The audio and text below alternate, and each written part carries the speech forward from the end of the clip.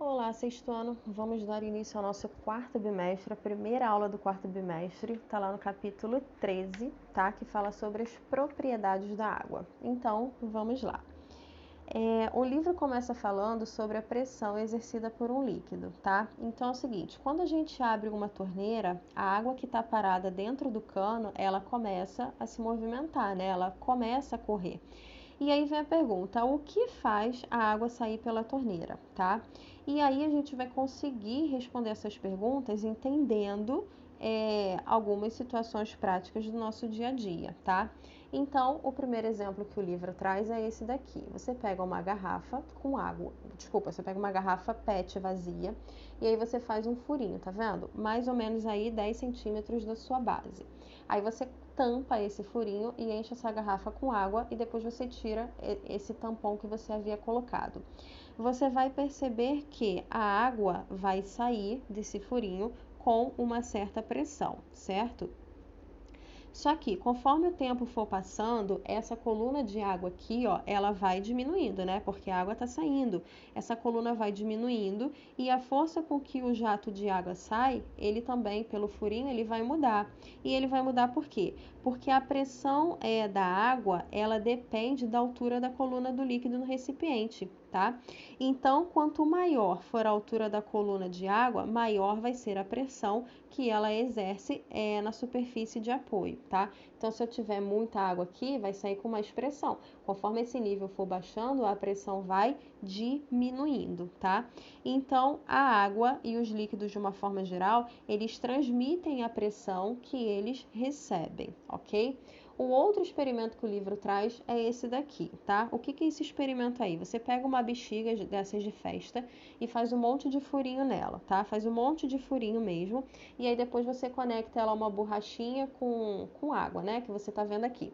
Quando você abrir a torneira, quando essa torneira for aberta, a gente vai ver que a água sai pelos furinhos com a mesma pressão, tá?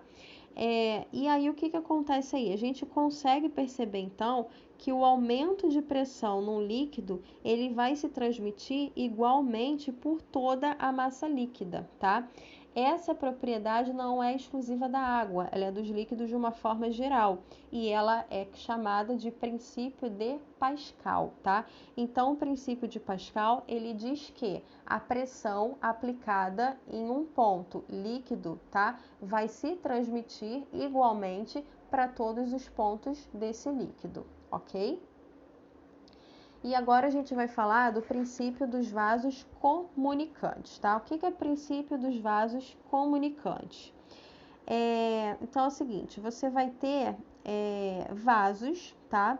Que eles vão estar conectados. Então repara que aqui, ó, peraí, deixa eu pegar meu pincel. Aqui, ó, eu, eu poderia ter 4 vasos. Não, 4 não, 5, desculpa, tá vendo?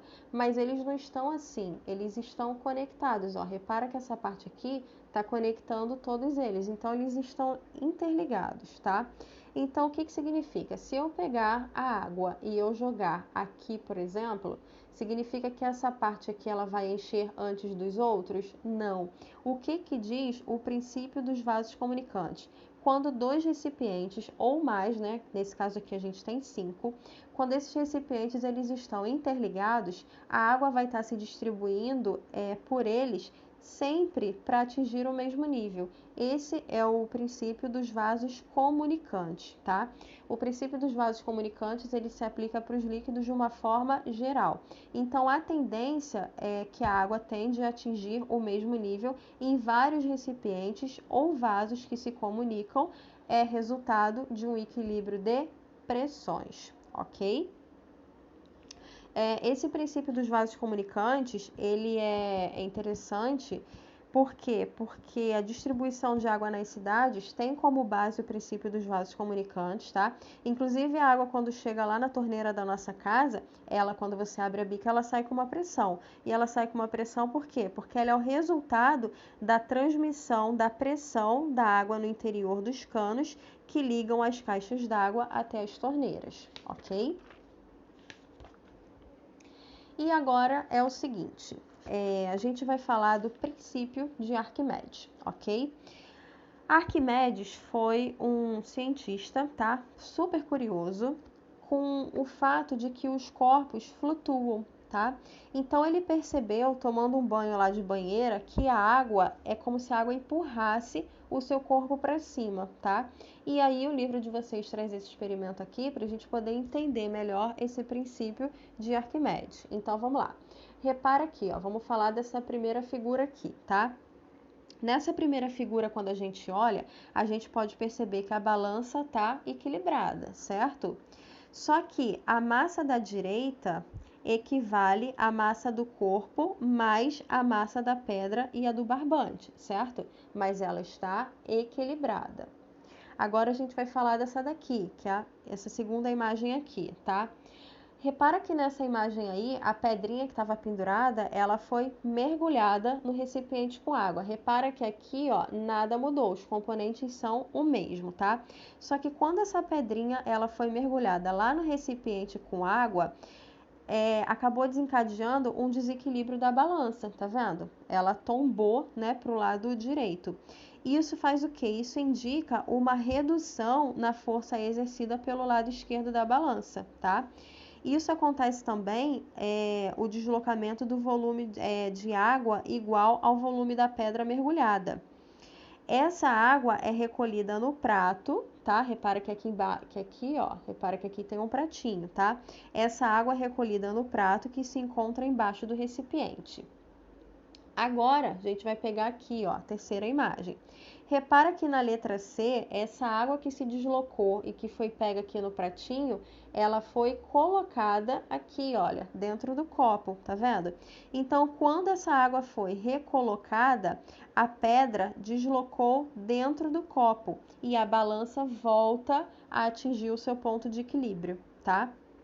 Então, Arquimedes descobriu e ele enunciou que todo corpo mergulhado em um líquido ou gás sofre a ação de uma força, que é uma força chamada de empuxo. É uma força que ela vem de baixo para cima, tá? Essa força, ela é igual ao peso do líquido que é deslocado. E por último aí, para a gente fechar por hoje, a gente vai falar sobre peso versus empuxo, tá? Então, repara que a gente tem dois experimentos super simples também, né? No A, repara que você tem uma pedrinha que afundou, né? E no B, você tem um pedacinho de madeira que flutuou. Então, repara que quando a gente fala da pedrinha que está no A, né? Que ela afundou, a massa de líquido deslocada é menor do que a massa da pedra, tá? Já no segundo exemplo, que é o pedacinho de madeira que flutua, por que ele flutua? Porque a massa de água deslocada por ele é maior do que a massa da madeira, ok? Então, se a massa da água deslocada for maior do que a do corpo mergulhado nela, ele vai ser empurrado para cima, ok? A gente para por hoje por aqui. Beijo para todos e até mais.